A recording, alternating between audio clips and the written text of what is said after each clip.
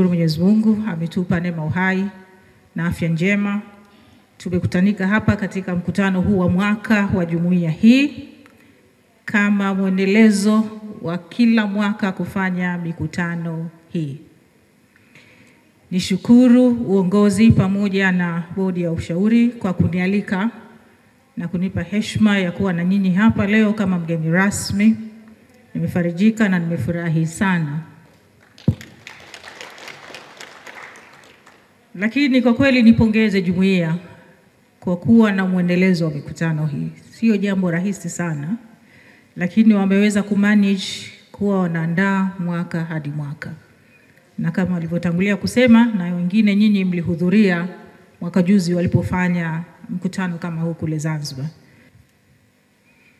Ndugu washiriki, kama mnavyofahamu, tayari tumepata dira yetu mpya ya maendeleo ya taifa ya mwaka 2050.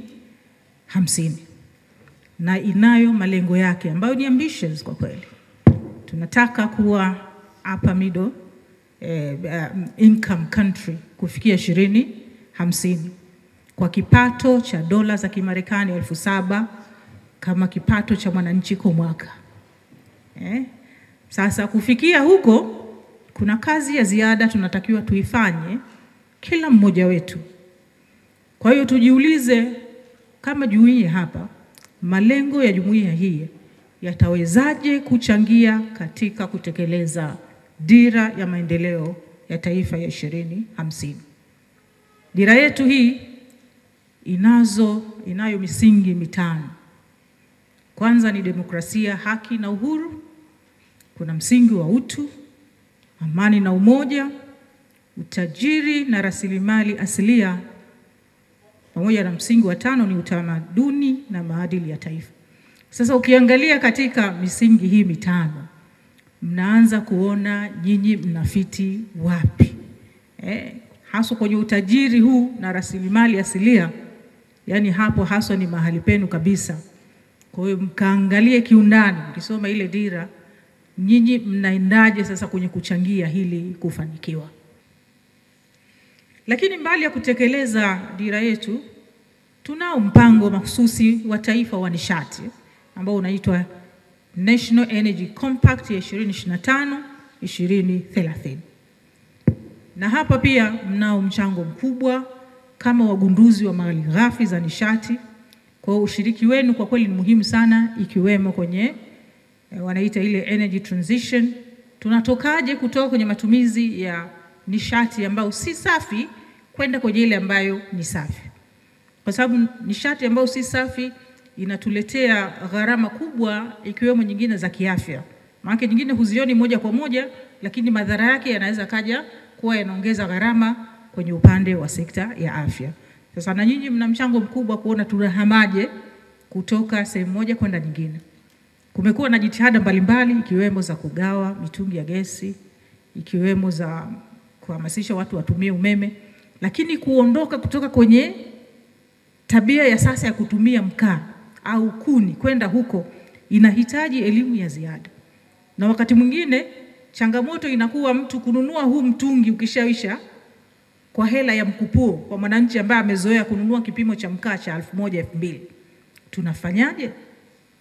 Tunaendaje kutoa elimu kwamba pengine sasa wewe badala ya kununua mkaa umeshapewa ya kuanzia gesi, kila mwezi, kila siku hakikisha ile 1,000-2,000 uliokuwa unanunulia mkaa weka kwenye kibubu.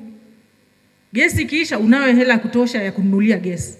Kwa sababu vinginevyo hii mitungi ya gesi inaweza ikaishia, imetumika mara moja alafu hakuna uendelevu.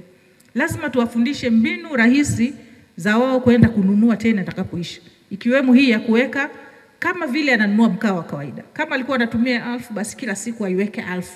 Kila siku anaweka 1,000. Ikifika sijui baada ya muda gani gesi yake imeisha, akifungua kile kibubu anayo hela ya kutosha. Kwa sababu wengi changamoto inakuwa sasa imeisha, hana 30,000, hana 50,000 za kwenda kununua. Akiweka kidogo kidogo atazipata. Kwa hiyo wakati tunapoenda kuhamasisha matumizi ya nishati safi, tutumie pia na mbinu nyingine za namna hiyo kwa ajili ya kuwasaidia. Katika mkutano huu inabidi muongee umuhimu wa kuwa na wataalamu ambao watasaidia wafanyabiashara wadogo wadogo ambao wanafanya mambo ya kuchimba madini na wakubwa. uzoefu unaonyesha kwamba wafanyabiashara wengi wadogo wadogo wa madini wana tabia ile ya kuiga. Hawatumii wataalamu katika kupima, ambao ninyi ndio wataalamu mpo, mnafanya utafiti wa miamba mbalimbali ili mjue maeneo mbalimbali yamekaeje, udongo umekaeje. Nakumbuka miaka 2-3 nyuma mkoa wa Mbeya ulipata mgogoro, shida ya kubomokewa na sehemu moja inaitwa Itezi pale.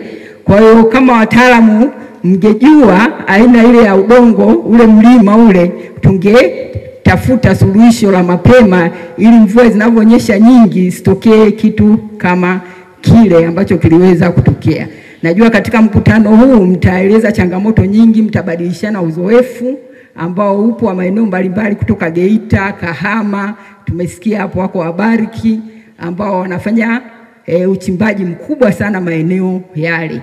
Na hata mkoa wetu sasa hivi uko katika uchimbaji kwa Tanzania ni wa pili. Tunachimba madini mengi ambao yapo na kitaifa tunaongoza, tunakuwa wa pili. Na tunahitaji nyinyi utafiti wenu majiolojia ili mkoa wetu, uchumi wetu uweze kukua, wafanyabiashara wengi wa madini wawe na kipato kikubwa na wazalishe vitu vile vyenye tija na wasikate tamaa. Inaweza ikawa inatokea yani mtu anaanza, kwa mfano mchimbaji mdogo anaanza kuchimba, inafika sehemu anakata tamaa, hajapata hata mgodi ule wa dhahabu ambao ameupata, anahama anaenda sehemu nyingine, hajatumia mtafiti. Si ajabu alikuwa tayari kabisa anakaribia kupata ule mgodi ili aweze kupata hizo fedha na kuproduce mabilioni ya hela katika mkoa wetu. Kwa hiyo kuja mwingine anapata faida ambayo mwenzake alishaanza. Kwa hiyo hawa watu wachimbaji wadogo wakipata elimu kupitia nyinyi wataalamu ambao mpo hapa leo kwenye mkutano huu, mtasaidia sana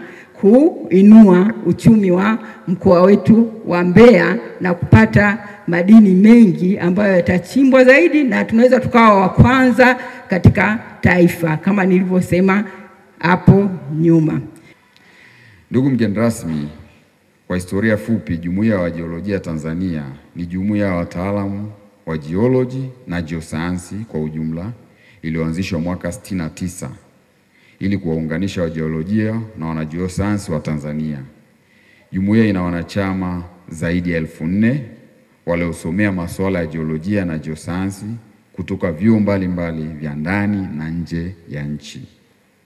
Ndugu mgeni rasmi, tangu kuanzishwa kwake, Jumuiya ya Jiolojia Tanzania kwa kifupi TGS imekuwa chombo muhimu kwa wajiolojia na wanageosayansi kujiendeleza kitaaluma na kitaalamu, kubadilishana uzoefu na kujadili namna ya kuchagiza zaidi maendeleo kupitia ugunduzi na uendelezaji wa rasilimali za madini, maji, mafuta, gesi, mazingira, joto ardhi na kadhalika.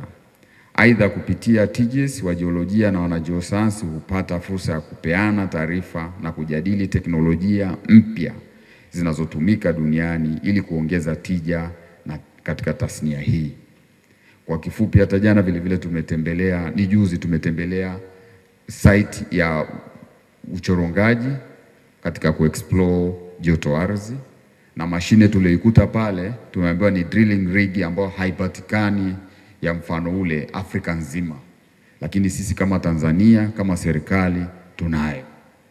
Hilo ni swala la kujivunia kwamba tunatumia teknolojia ya sasa hivi.